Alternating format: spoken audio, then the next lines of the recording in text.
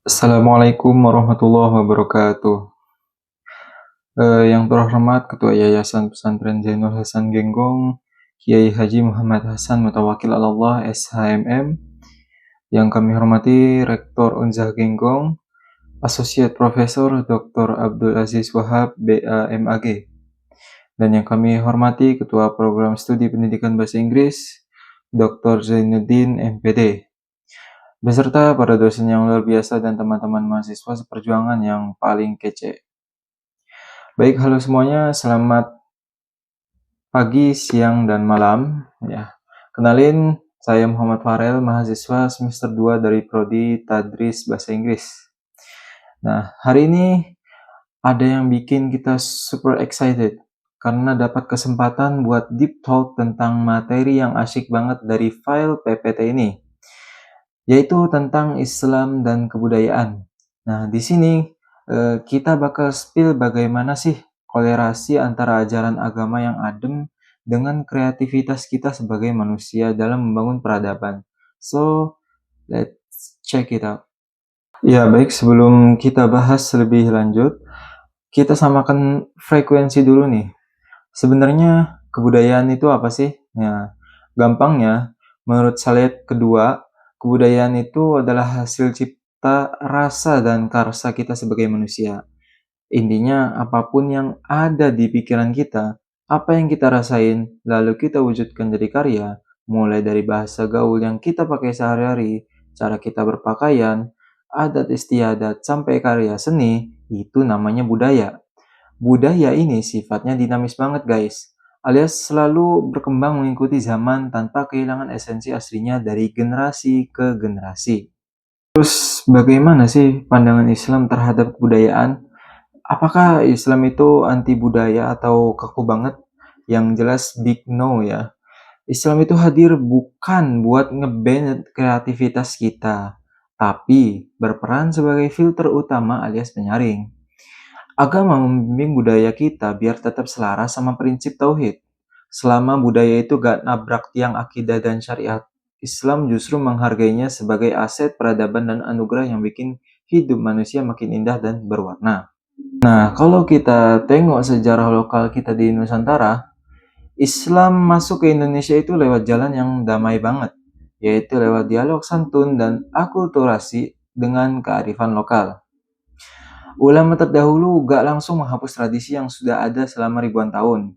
Selama tradisi itu mengandung nilai-nilai kebaikan yang selaras dengan Islam, adat itu tetap dirawat dan dilestarikan.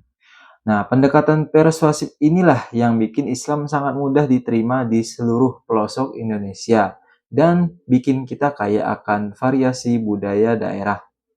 Nah, strategi ini sering disebut sebagai dakwah kultural.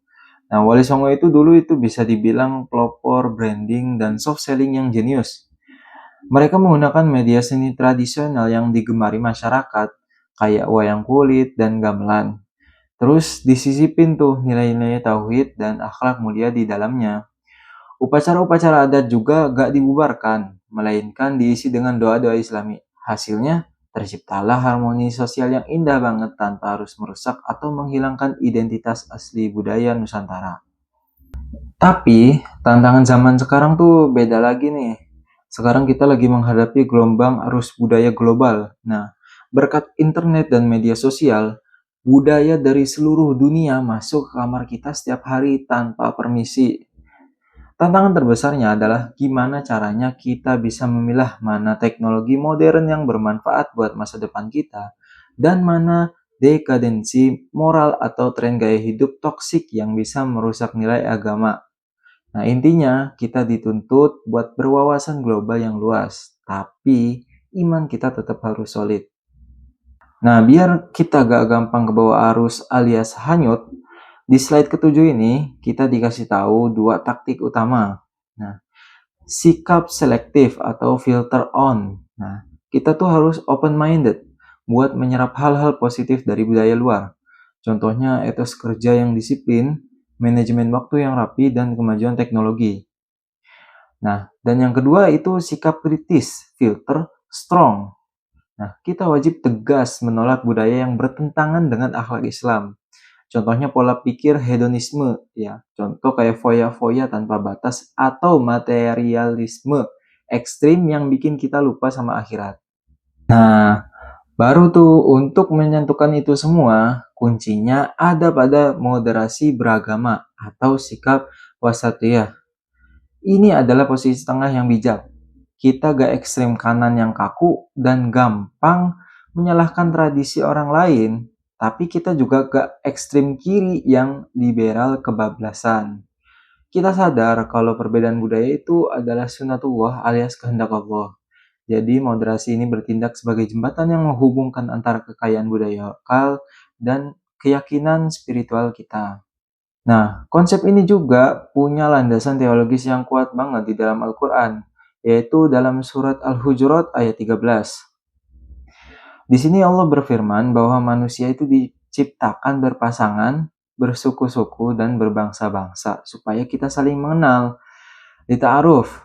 Nah, jadi Tuhan mendesain perbedaan budaya ini bukan buat bahan rasisme atau perpecahan, melainkan sebagai jembatan untuk saling belajar dan membangun persaudaraan universal.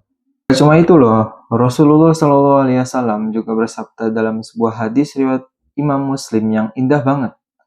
Sesungguhnya Allah itu indah dan mencintai keindahan. Nah, hadis ini adalah green light alias persetujuan bahwa Islam sangat mendukung kreativitas seni, arsitektur, dan estetika budaya sepanjang hal tersebut membawa kebaikan. Rasa suka pada keindahan adalah fitrah suci kita sebagai manusia, asalkan diekspresikan dalam bingkai nilai-nilai Islami. Sebagai kesimpulan dari presentasi hari ini, ya Islam hadir bukan untuk memusuhi atau menghapus kebudayaan lokal, melainkan untuk memurnikan atau menyempurnakannya.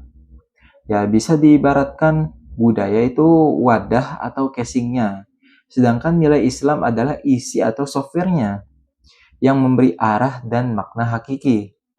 Perpaduan harmonis antara keduanya bakal melahirkan peradaban masyarakat yang bermartabat, beradab, dan berkarakter mulia.